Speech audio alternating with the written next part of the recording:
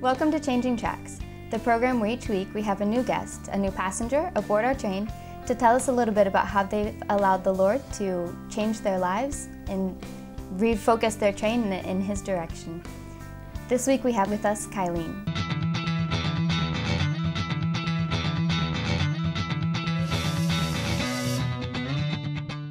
Welcome, Kileen. If you can just tell us a little bit about yourself, how old you are, where you're from, what your family was like growing up. Yeah, my name is Kileen Willis. I'm from Colorado, from the United States. I'm 20 years old and currently a student at Colorado State University. Basically, just like growing up, I'm the youngest of 4 girls, so we have a lot of women in our household. But it's beautiful. We have a very good Catholic family. My mom was raised Catholic, decided to raise us Catholic. I have a dad who's been very supportive of our Catholic faith, even though he's not Catholic. So that's been definitely an interesting part of our mix. I don't know, because he's been able to learn a lot about who we are as Catholics and what does it mean to truly live in the faith. It's probably helped you as well give testimony to your faith as well through sharing that with him. Absolutely. It's been something that's really difficult because your parents, they teach you everything when you grow up, right? You're raised by them, they teach you all that you are and all that you know. But when you get to that age where you're starting to teach them things, that's when it gets really interesting because you have that mix where it's, I'm teaching my dad now, you know, and that's really, it's an interesting witness for sure. So tell us a little bit about life growing up in a house full of girls. Oh, it was wonderful. All of my sisters were very close, and not only in age, but just friendship-wise. It was definitely interesting for me, though. Being the youngest, there's the pressures kind of that come along with being the youngest of 4 girls. All 3 of my sisters are very, very beautiful. They, I don't know, they bring you in, and people are drawn to them. You know, not only friends, but just people in general, they're drawn to them. So being younger, that was something that I always noticed. And I also always kind of wanted that. You want to be that person that people notice, they're drawn to you, you know, you're sought after, you're wanted. And so it started in middle school where I felt like I didn't have that. You know, I saw that and I wanted it. And so going through middle school, I just had more of like an angry attitude. Like I was a lot more mean because I was just so jealous. And it was purely for the fact that like I wanted to be beautiful and I felt like I wasn't. You know, I felt like I was missing something. So I got into high school and I still had that attitude where I wanted to be sought after. And I decided at a very young age, I was a freshman in high school, that I wanted to remain chaste and I wanted to live a pure life. And so I got my purity ring and I was, you know, ready to take that challenge on. But with that came a lot of hardships because guys don't want to talk to you if they feel like they aren't going to get anything from you. And so I felt very ugly. You know, that makes you feel a lot more distant from everyone. And so when I would look in the mirror, I would feel dissatisfaction, right? But the dissatisfaction turned to disgust, and then the disgust turned to hate, which is very hard to deal with. You know, you're seeing everything from another perspective. You see other things and you see that it's beautiful. You look outside, the sun, you know, you look at other people and they're so beautiful. But what happens when you look at yourself? So that was that question I had to ask myself. I kept going through this whole time of my life where I didn't feel beautiful, I didn't feel wanted. It was until I got into college, actually, or I was about to go into college, I found out what true beauty was. Because the world tells you something. The world tells you what beauty is. And the reality of the matter is what it tells you is a description. The description is you have long legs, you have long hair, you have beautiful eyes, you have, you know, hips, waist, flat chest. That's what the world tells you that you should have in order to be beautiful. But in a gender and the economy class I had last semester in college, I learned that is 5%. 5% of women identify themselves with those characteristics. And the other 95% are dissatisfied because exactly. they can never meet that ideal. Yeah, that's exactly it. I mean, what happens to the rest of us? And I think that what we've seen in our society, you know, in the States, that women begin to mutilate themselves. They try and change themselves, change their outer appearance so that they can match that in a way that you'll never be able to. That's not the way they were created. They were created in a beautiful way, but not that, you know? So that was something that I had to confront, and I still have to confront. So what was it that made you decide you wanted to wear the chastity ring in the first place? That's a very good question. Well, all my sisters, I mean, you're going to hear that over and over again because they were just they're huge role models in my life. My oldest sister decided to have a purity ring when I was probably still in middle school. I was like in 6th grade, and she went on a retreat. It was like a big conference called, it was about purity. I can't remember the exact name. But she came back and she had all these things to say about like saving, yourself for your husband and how, waiting to have sex until you're married and all these but she had very profound reasons. It's giving away your heart. It's giving away a huge part of yourself. And so I had gone to a Catholic school from kindergarten till 8th grade. But when I left, I was going to be at a public school freshman year. And so my parents really, they were trying to really ingrain in us like our faith, because that's something that we'd have to take into the secular world that we'd never been in before. And so I decided that it was something that it just felt right. I wasn't 100% sure why, it's cool because later I see like that was Christ, that was Jesus just kind of tugging on my heart, a little bit. But I just knew it was right, that there is something that is so sacred and so beautiful about waiting to have sex until you're married, and waiting, it's not just the physical, it's the spiritual, it's the emotional, giving all of that time to God and letting God glorify you in that waiting. Because waiting it's hard, it's not easy. It's definitely a struggle, but it's that beauty in that struggle, I think, that leads us to holiness and to excellence. And have you felt like you've received a lot of graces through wearing the ring and through making that decision of waiting? Absolutely. It's interesting because in high school, a lot of people would be like, "Are you married?" And I'm like, I had to explain, "No, I'm not." So it's definitely a witness. Mm-hmm. It was a witness for sure in high school, where I'm like having to tell people, "No, I'm actually, this is my purity ring," and I have to tell them what that means. And in high school, that's not very common. So it was kind of intimidating having to tell people that don't live that lifestyle, because you don't want to think that you're judging them.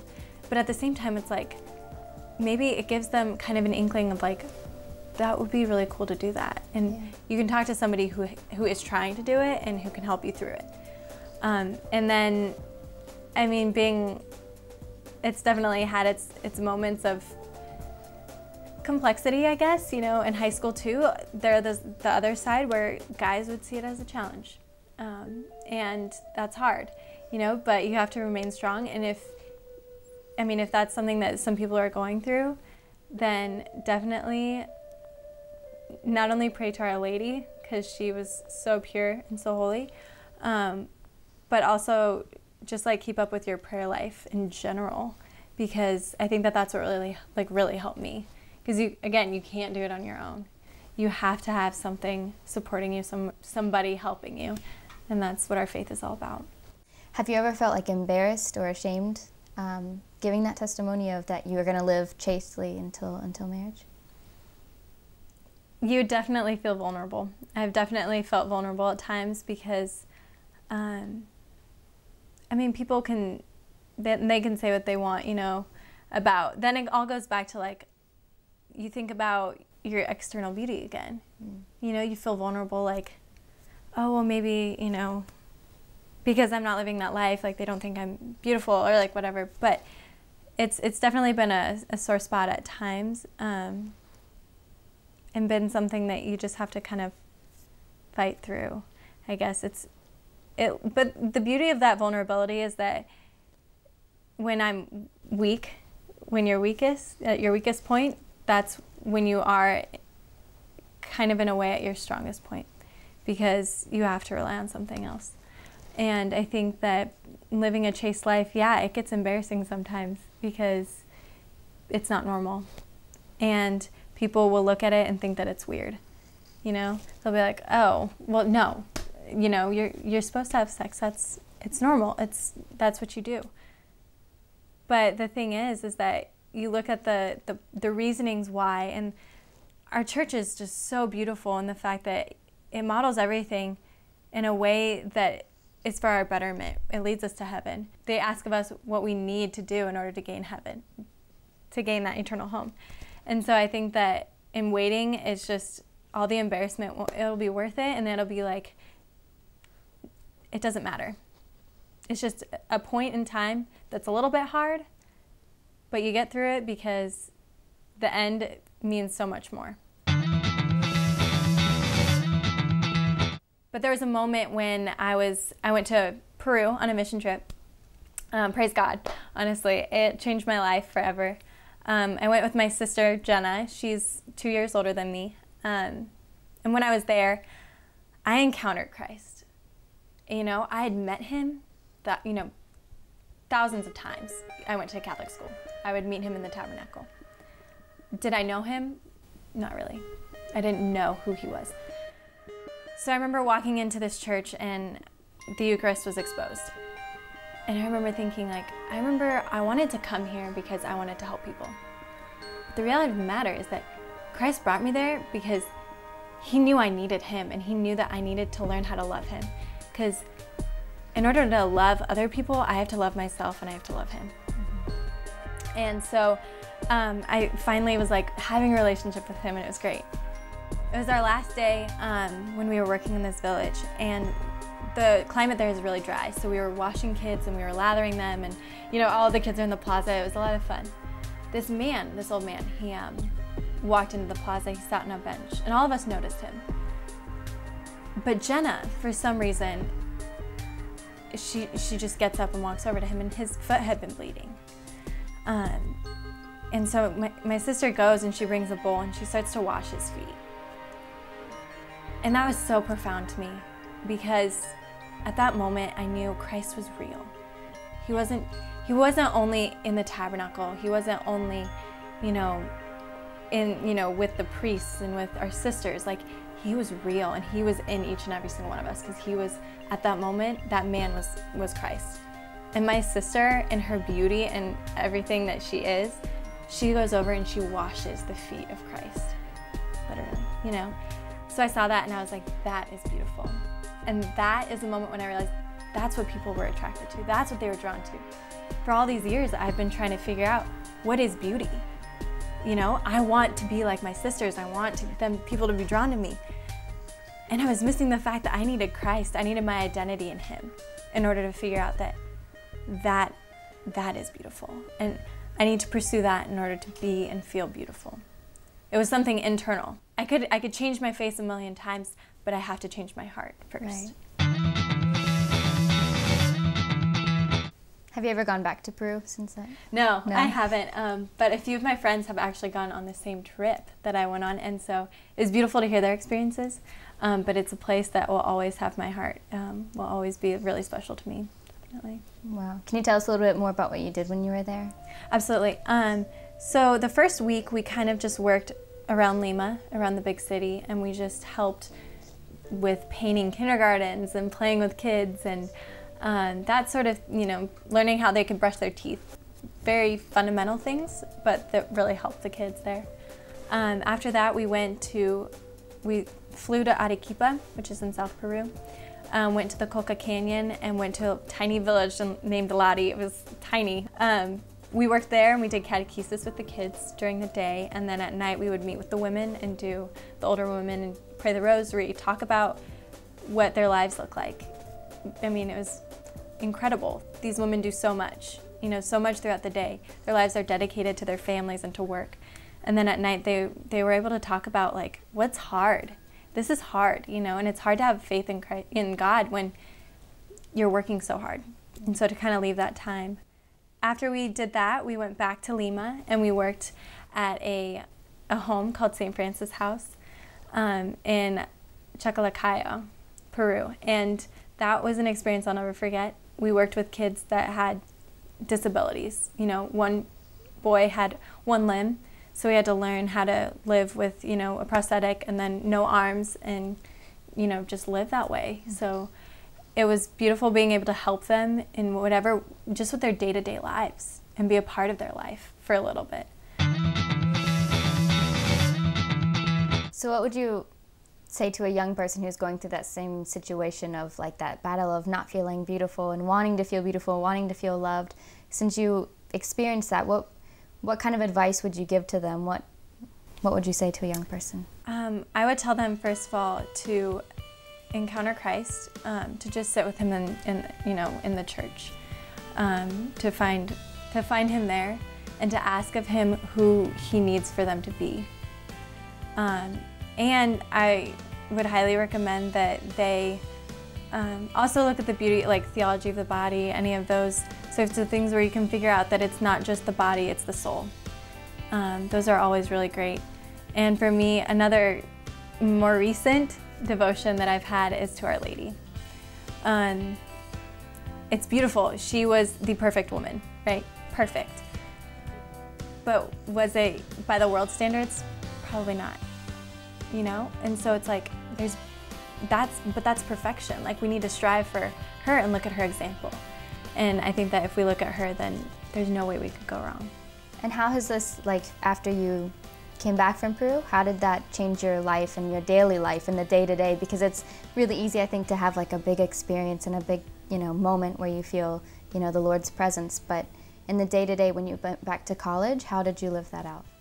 Well, after I came back, I had this zeal. Like, I was on fire. You know, it was like St. Catherine of Siena. I was like, I'm ready to convert the campus, you know? Like, but, you know, you have those moments, and it goes to the plateau, but I was still, like, going to holy hours and going to Mass and pursuing Christ in our relationship. And I think that what really changed for me is I got involved. So I began working as a focused student missionary at campus. Can you describe a little bit what Focus is? Yeah, it's the Fellowship of Catholic University Students. So they're missionaries. They go out on, it's a big organization, and they go out to all different campuses in the United States, and they start, they just start working with campus and try to get that Catholic, you know, get those students involved again and reignite the Catholic faith.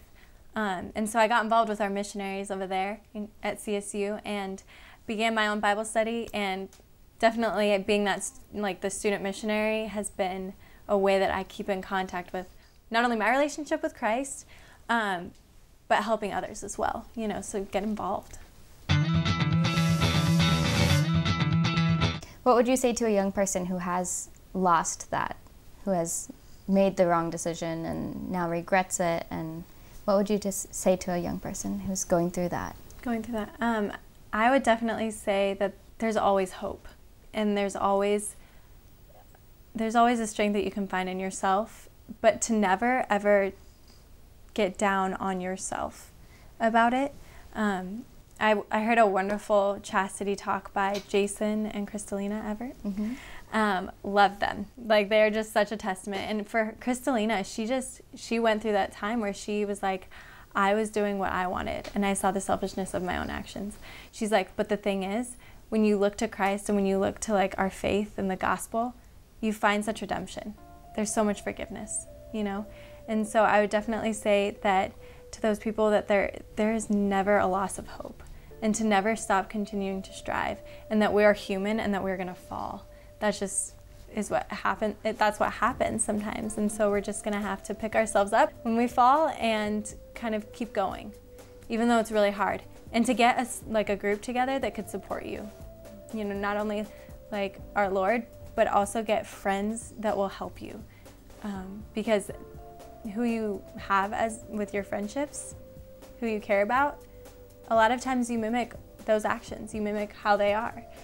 And so I think that it's a huge help if you have people behind you that are living the same way you do.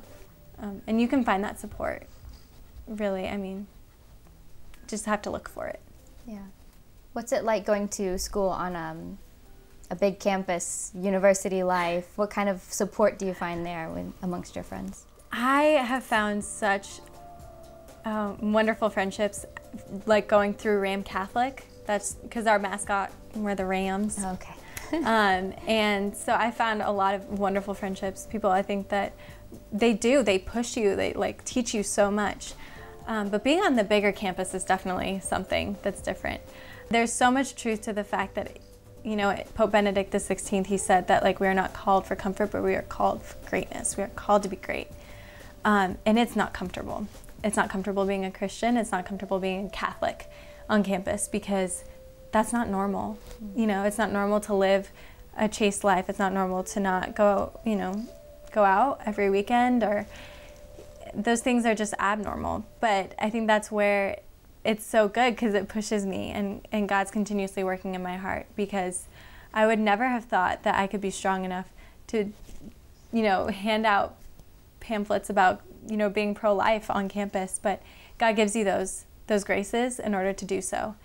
And being on a big campus, there's so much work to do, and there's so much to fight for, because those aren't just people. They're not just students. They're not just numbers. They're souls. And they're souls that need and that desire Jesus. As much as they may say they don't, it's like, you know that there's some inkling in them that they're like, they desire, they have to desire for something more. For Holy Week, we had a Eucharistic procession through campus. And the thought that kept going through my mind when I was there, you know, right behind Jesus, was that these people, these students, these professors, they're going in and out of their day. They're just walking to and from class like they normally do. But that wasn't a normal day. Because the fact of the matter is that Jesus was walking through campus. And each one of those people, they encountered Christ. And that has to get them to wonder, you know? So he touches people no matter what. And so I think that that's something that I've learned will be really fruitful, will be Jesus being brought into campus. And you have like organizations like Focus and, you know, Ram Catholic, and, you know, on different campuses that are just really striving to do that.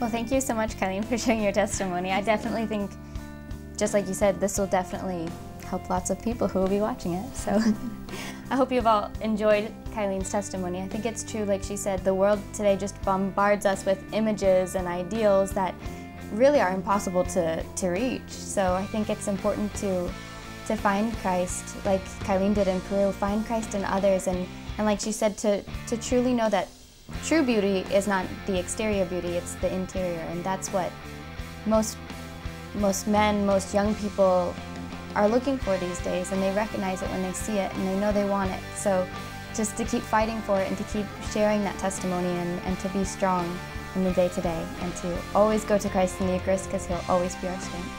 So we'll see you all next time.